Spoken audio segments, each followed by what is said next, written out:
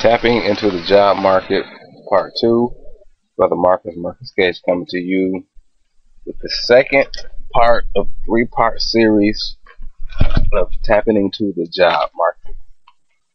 Gonna move forward, give you a thorough explanation of any of the topics or concepts that we touch. Once again, if you ever have any questions, you can always reach me at cagemarcus@yahoo.com. If you have any questions or comments, you can always reach me at cagemarcus.com. Moving forward. Once again, we want to reestablish the purpose of this training. The purpose is to connect us with the job opportunities that fit our true identity. Our goal is to become a link between the unemployed and underemployed and the employers.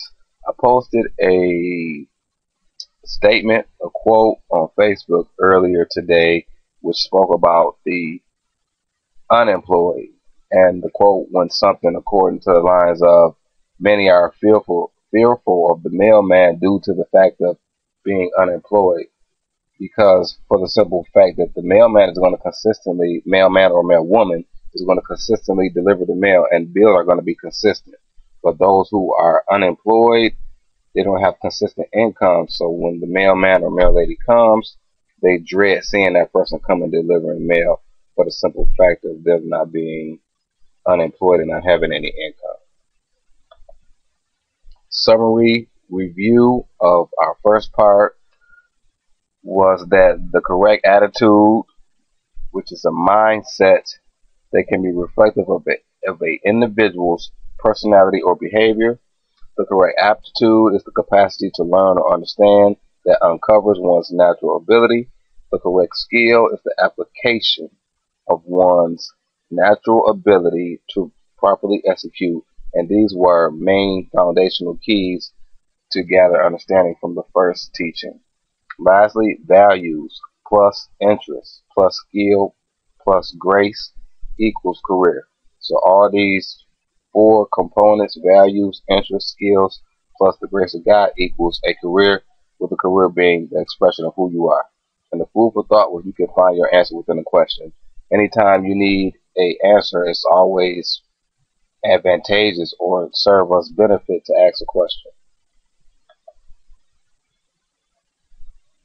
What is a market? Now this is going to be, this particular segment is going to be focused on market and networking. That's going to be the main two concepts that we're going to really go into depth. Not too deep, but we're going to attempt to get an understanding of market and network and how they work together in tandem. A market can be viewed as a specific group or body of people that we have been sent to serve. Anytime an individual obtains employment, they've been sent to a specific body of people or a specific group of people that they have been sent to serve. So when we are sent somewhere, a location, we have to have the mindset that we're called to serve. Tapping into the job market is all about concentrating on a specific market in tandem with networking. And we'll talk about market concentration on the next lesson, which will be part 3, how to target a specific market. But tapping into the job market is about concentrating on a specific market, which is a body of people in tandem together with networking, and that's networking is reference to our relationships with one another. A question and a key. Do we really understand our target market and how our service and products will positively affect their lives? The key is that we must realize that our co-workers, customers, consumers, and clients are groups, bodies of people that we've been sent to the market to serve, or that we have been sent to serve.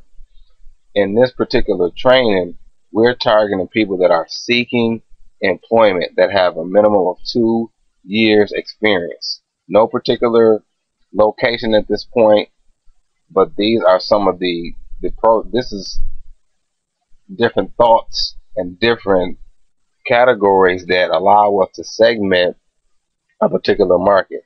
Now, for example, if a person is already employed, then we're not really targeting that individual. If the person is doesn't have any experience in this industry or field, we're not really targeting that individual. We're targeting those people that are seeking employment, that have a minimum of 2 years experience in that particular field, for the simple fact that they have an idea of what their strengths and weaknesses and talents are in that particular industry, and it gives us a better feel for where we need to go to get them to the next phase in their career. And we do have different locations that we have targeted at this point. However, the internet is boundaryless. So if an individual fits those particular consumer profiles from the last training, then this could be geared towards them. These are the people that we targeted. Be mindful that all service produces products. Any service that we produces a product, which is the end result. Some of those products are tangible, and some of those products are intangible.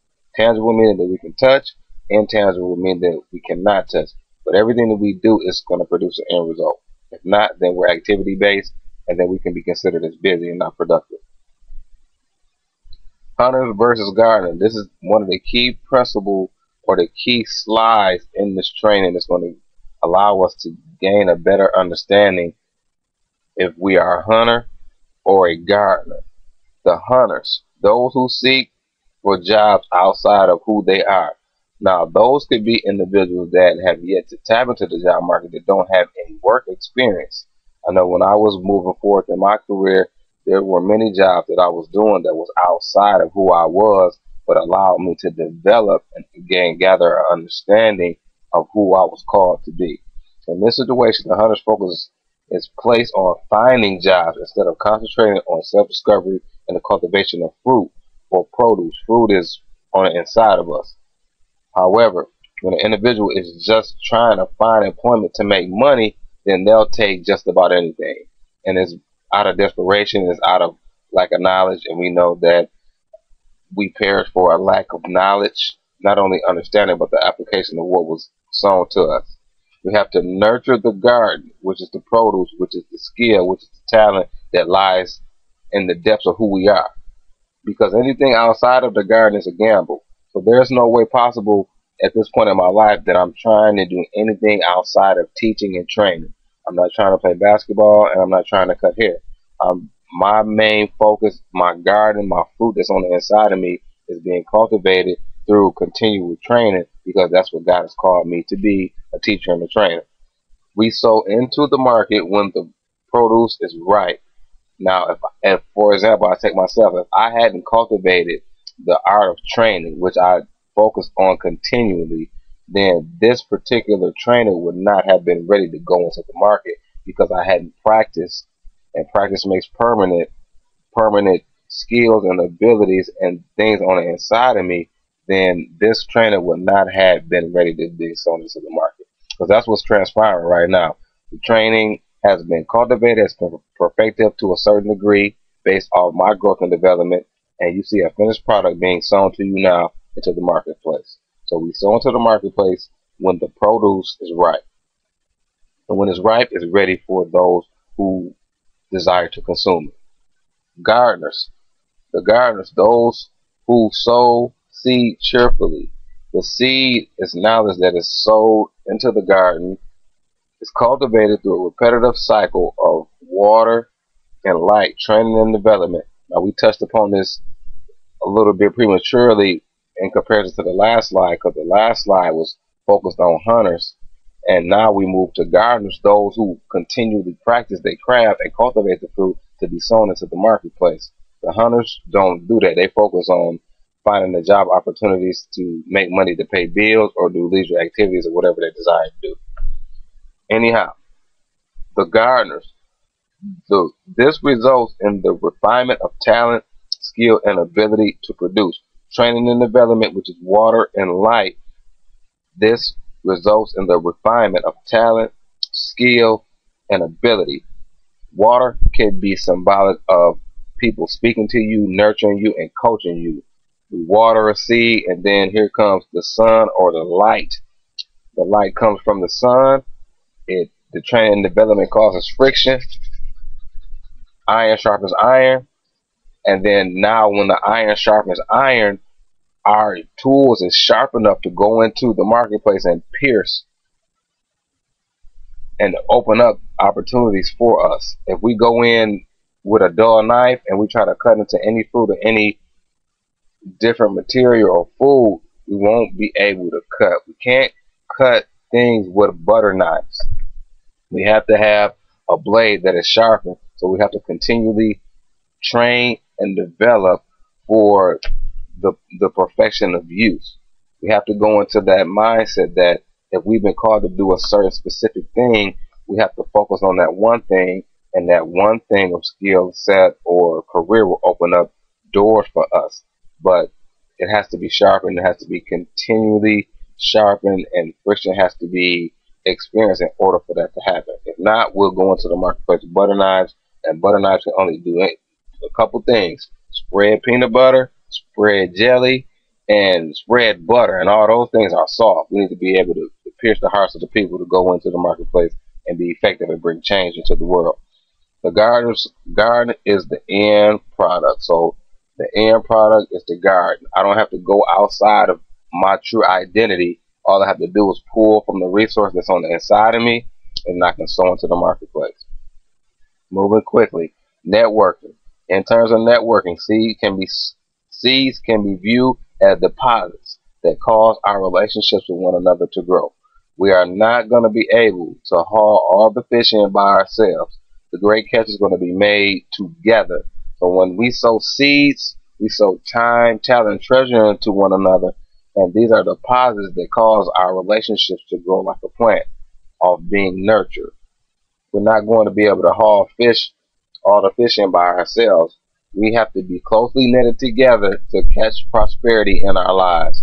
If we're not together, one person, one man, one woman, one male, one female is not going to be able to do it. It's going to be corporately. It's going to be in unity, on the same mind, with the same focus, and we're going to have to be on the same frequency and be in sync with one another. We must network to increase our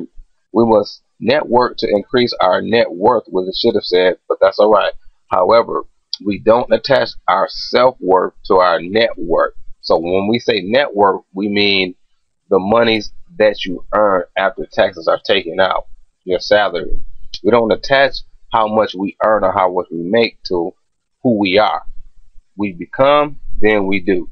We don't really rely on the salary, the hourly wage, or anything else pertaining to money to identify who we are. We know who we are. That's why we can effectively go into these particular markets and careers and be effective. It's just that we do need monies to live and pay bills, but we don't live for monies. Human resource banking is networking. This is very simplistic, but yet it's profound. We are all human resource banks. There are people that have been in the bank that we are not aware of. If people have been in the bank, then they have made a deposit. We never look outside of the bank and convince ourselves not to go in. The bank has limited amount of resources according to the deposits that have been made. The bank does not come to us. We go to the bank. So let's think in frames of we are all human resource banks. At times, we go and prejudge people based off external, outside looks, and we don't understand how many people have come behind and made deposits in a person's life. If a person has made a deposit in your life, then I can pull from that same deposit. As long as you understand who was sent to you and gave you some knowledge and wisdom and understanding concerning any topic, I can come and pull from that. So once we get in tandem and we continue to network and get in a relationship with one another, we can pull on the grace and the gift that lies within us. But it's going to happen if we get into a relationship. We never should get in the posture of just looking at somebody from the external or the outside circumstances and prejudging that individual, because we disqualify receiving what they have to sow to us. Once again, the bank has a limited amount of resources according to the deposits that have been made. The bank does not come to us. We go to the bank. So if somebody has something, a grace, a talent, or ability, and I know I need it for my career to move forward, I'm going to them. Because a bank in the natural does not move. We still have to go to the bank physically, or either if we go on the internet, we still have to go there. And that means we have to humble ourselves and look beyond what we see and go to the person to get what we need to move forward. You must meet certain qualifications to make a withdrawal. In order to make a legal withdrawal, you have to make a deposit. So that means when I go to people, I'm not only looking to draw from, but I'm looking to sow into. Summary: a market can be viewed as a specific group of people or body that we have been sent to serve. The gardeners, those who sow cheerfully and they cultivate the fruit on the inside of them. The hunters, those who seek for jobs outside who they are, maybe out of desperation, maybe out of immaturity, maybe they're just starting their job, experience, or career. In terms of networking, seeds can be viewed as deposits that cause our relationships with one another to grow. So we understand that as we continue to grow with one another, as we continue to network, we're sowing seeds that are viewed as deposits that cause our relationships to grow. So if I make a deposit, I can make a withdrawal. I don't go to people always looking to withdraw. I go people with the intent that I have something on the inside of me to deposit into them. So how does this relate to tapping into the job market? Because many of us are going to the internet and downloading resumes, which is a best practice. However, a better practice is telling people that you're looking for employment. Telling people that you're looking for employment according to your identity, not anybody else's identity that they placed upon you.